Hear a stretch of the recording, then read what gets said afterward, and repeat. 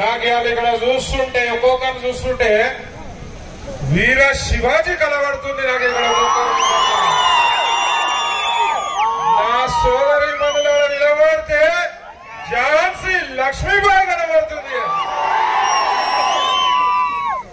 ఈడున్న బామ్మడుతులకు కూడా ఉచ్చబడుతుంది.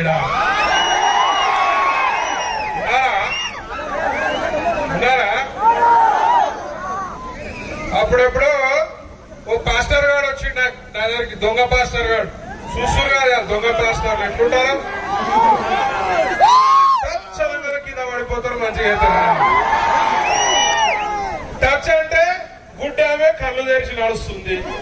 టచ్ అనగానే కుంటోడు లేచి ఉరకబడుతున్నాడు. ఇదేం టచ్ రా నాయన? ఈ దొంగ పాస్టర్లు రాహుల్ గాంధీతో జై శ్రీరామ్ అనిపిస్తాం.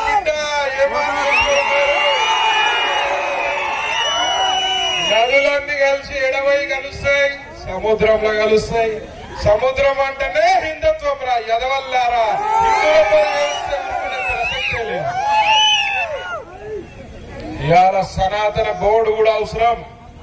దేశంలో గుడిలు కూడా సనాతన బోర్డు పరిధిలోకి రావాల్సిన అవసరం ఉన్నది. ఇవాళ తిరుపతి గుళ్ళ అన్య మతస్థులకు ఉద్యోగాలు ఏమవసరం? మీకు ఇచ్చే పని ఏమున్నది? అన్య మతస్థులకి మనకున్న భక్తి అన్య మతస్థులకు ఉంటుందా? మనకున్న భక్తి అన్య మతస్థులకు ఉండదు. మనకున్న బాధ్యత అన్య మతస్థులకు ఉండదు. మనం ఇవాళ గుడికి పోవాలంటే స్నానం చేసి పరిశుభ్రంగా పోతాం. వానికి భక్తే లేదు. పని చేయాలి, టీటీడీలో పని చేయాలంటే వాడు ఏమవతారంలో పోతుండో, స్నానం చేసిండో లేదో, నాన్ వెజ్ తిన్నాడా, ఏం తిన్నాడో, ఏ మఠమైన తిండి తిని పోతుండో మన గుళ్ళ కన్నా ఈ సందర్భంగా అడుగుతున్నా. ఎట్టి